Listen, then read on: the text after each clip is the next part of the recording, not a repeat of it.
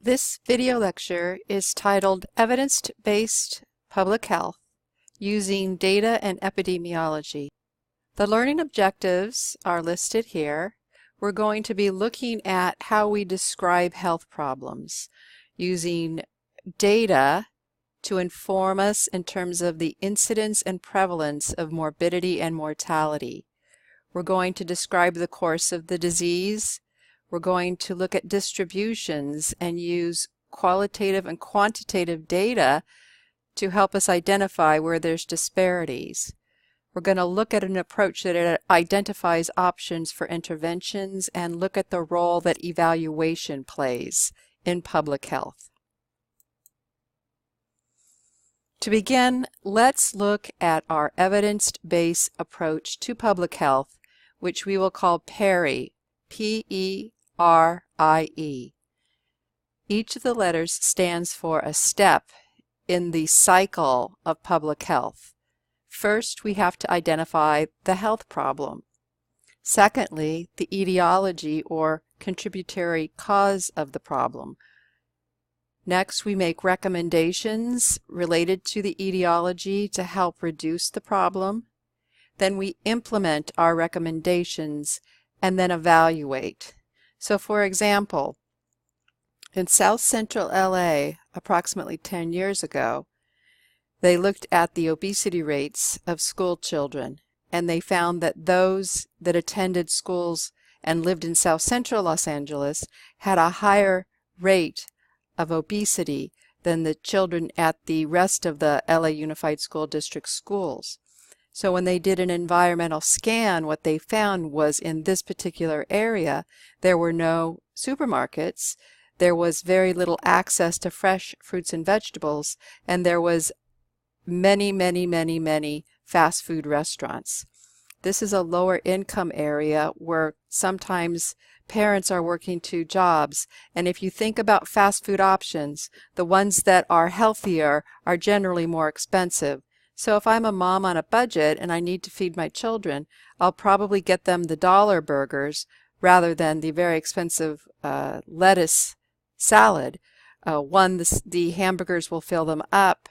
Two, I can get more for my money, but in truth, this is not the best nutrition for children. So what the City Council did is placed a moratorium on additional fast food restaurants in the area and then provided incentives for a supermarket to open up in the area. And then also things like farmers markets helped to provide fresh fruits and vegetables. So that those were implemented, and now at this point in time the city is evaluating to see if the obesity rates of the children that attend schools in this area has changed. So that's an example of the cycle of Peri, the Peri approach to public health. So how can we describe a health problem? You'll hear quite often in public health talk about the burden of disease. And when people say burden of disease, they're referring to the occurrence of either morbidity, which is disability or injury, and mortality, which is death. We also look at the course of the disease. How often does the disease occur? Has it changed over time? How likely is it to be present currently? And what happens once it occurs? So once we look at the burden of disease, we ask questions about the course of the disease. And we also ask about the distribution. Who's getting the disease? When are they getting it? Are there differences in the distribution of the disease? And can these differences help us hypothesize about the etiology or the cause of the disease? So with epidemiology and with the data-driven approach to public health, we're actually like sleuths. We're disease detectives. We're trying to figure out, based on data, what the cause of something is, kind of like the whodunit in Sherlock Holmes. So epidemiology is the study of the distribution and determinants of disease in the population. Let's look at this a little bit more.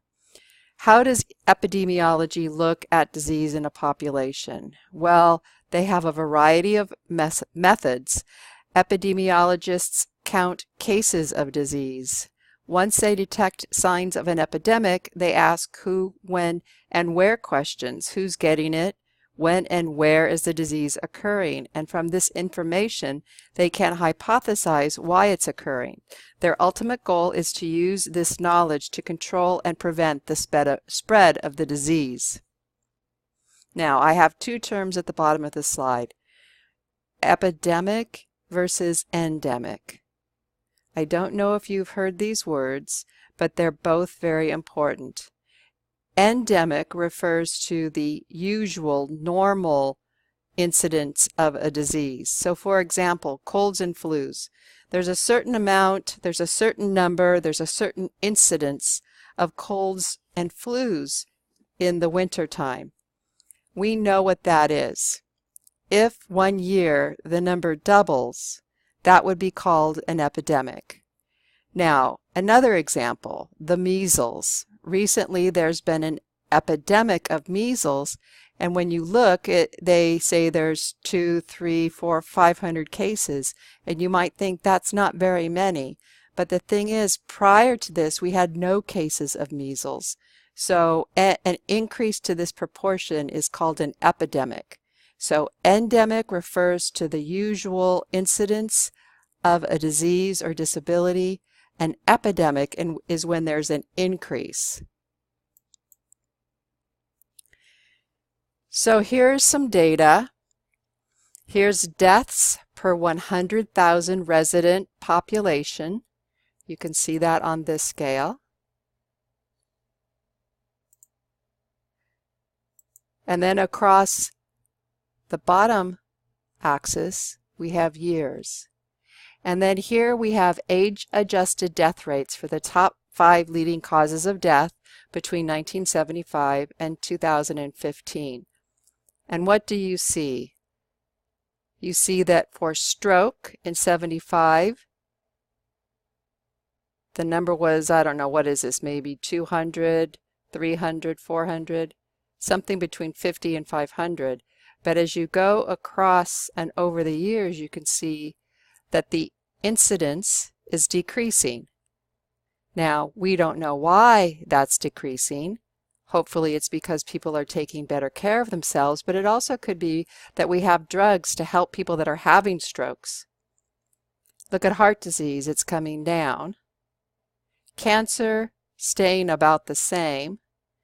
But looking at these different lines lets us know what's the endemic, what's the amount of disease that we have in a population.